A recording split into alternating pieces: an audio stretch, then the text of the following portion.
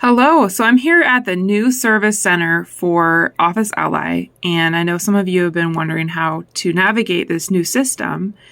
And I actually find it to be a little bit easier to navigate, maybe even a lot easier to navigate than the previous classic version. I do just want to show you that if you really don't want to have to deal with it, you can always go up to the corner and click on Return to Classic if you prefer to have the old website. So I can't go through how to submit a claim from this page. I'm just going to have to talk about it, and then I'll go to the claim page because it does look a lot different. But once I click this, then it's going to see different names of my clients, and I can't do that. So what I will say is you will click Submit Claims, and then you do Create Claim. And then once it goes to the next page, then you can click on Professional and load saved information, and that will take, and then you can start with your client. Or on the bottom of that, it says, once you click on Create Claims, the next page will say, at the bottom, it will say Save Templates. So you can save a template for each one of your clients if you want, which saves the diagnoses codes and all the other information. You just have to load that patient once you start the template. So you can click on a template and then you click Load Saved Patient, which I'll show you at the next page. I find that the templates are actually really nice to use, like I said, just to have those saved diagnosis codes. And also for clients who are always telehealth, it's nice to have those codes saved as well. So I recommend the templates if you want to try that out. I just have a template under each person's name, which is why I can't go to the next page because it'll have those names on there. So I'm going to now show you, once we get into the Create a Claim, this is actually much easier. So instead of having to add all the insurance information for a client that you're already working with, you can just go down to the patient's name, and here you can click on Load Saved Patient. And again, I can't click on this because it's going to have the names of my patients, but this is what you click on. You type in the patient's first or last name, and then it'll give you options, and you just select that. Once you select that, it'll auto-populate all this information as well as the insurance information that you've already entered. Now, if it is a new patient, then you will have to enter all this information, but you can always look up the OA payer is what it says, and you can always look that up, and then you type in the payer name, and then that will, if I clicked on this, for instance, or Mid-Valley Behavioral Care Network, it would already have all the information then populated for me.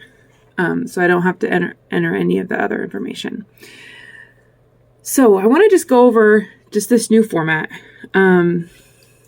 Once you click on Load Saved Patient, it will populate all this information. So you won't have to worry about anything on this page until you get down to the part where it says, is it related to employment or other insured? That should be also saved as well for anyone you've already saved in your system. And then employment. So if it is related to employment, like a workers' compensation or something like that, then you would definitely want to say yes. If the condition's related to an auto accident, then you would say yes for that. Or other accident, yes. And then they want to also you to specify what state it is. Now that's obviously for workers' compensation or auto accident claims. If you do say yes on either the employment or auto accident, you do have to make sure that you come down and you do a qualifier date. Either you can do an illness, and that would be the current onset or the onset of current symptoms or illness. You click that, or whatever else. I don't think this would relate to mental health. And then you click the date of the illness. But if it's an accident or workers' comp claim because of an accident, then you would go to find 439,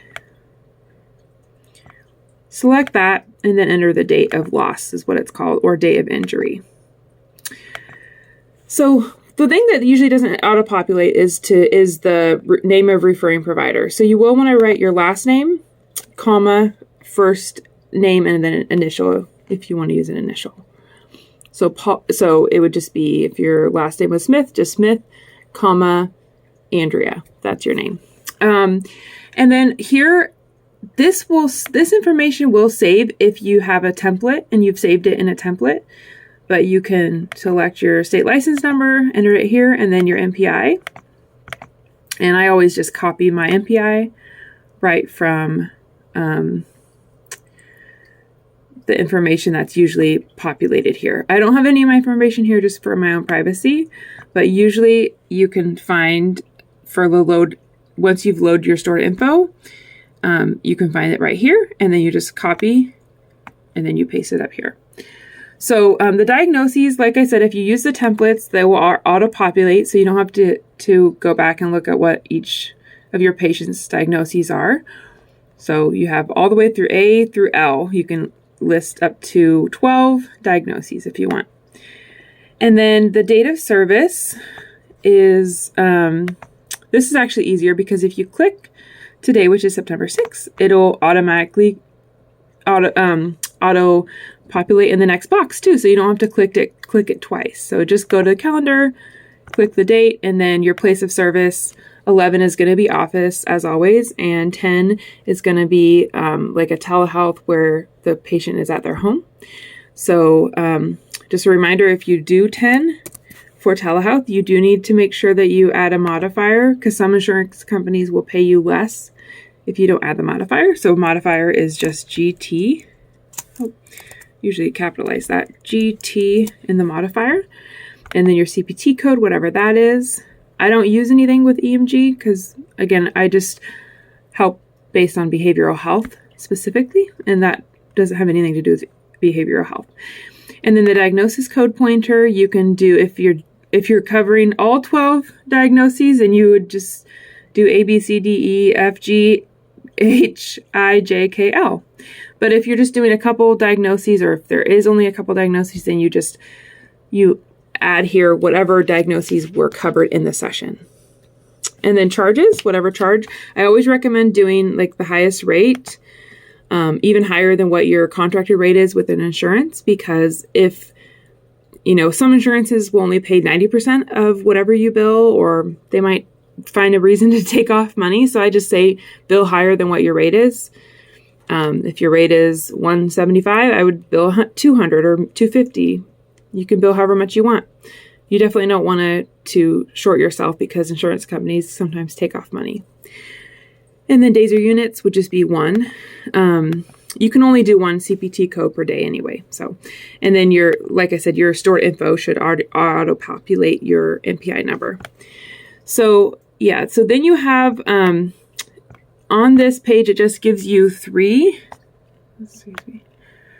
But you can always you can add line items right here if you want to do multiple dates in services.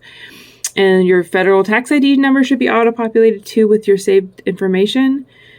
And then whatever your patient's account number is, you always have to say accept assignment. You have to say yes to that. And then the amount paid, if you want to list the copay that your client paid, you can do that. And if at any point you didn't load any of that, you can always load it now. You can load your saved facility information, and that should fill in all these spots. And then the one thing that will not carry over when you do your load information is the rendering provider, which is you. So you do your last name, first name, middle initial, and then your specialty or taxonomy code. The nice thing is that if you've saved it already, it's going to be all in this information, and you can just copy from here and paste it right here. And then at this point, you're done. You don't have to do any of you don't have any of these don't apply to you, because it's, again, I focus on behavioral health. So this isn't something that I deal with because I'm not a physician. And then you just say, send to Office LA, and that's your submit button. Once you click that, it's going to tell you if you have anything wrong. And as expected, I have everything wrong because I didn't enter any information for my own privacy and privacy of my clients. So I can't send it right now, but you send that, and then you can go back to this original page, and you can see if you say review awaiting batch, that will show you all the claims that are currently awaiting batch.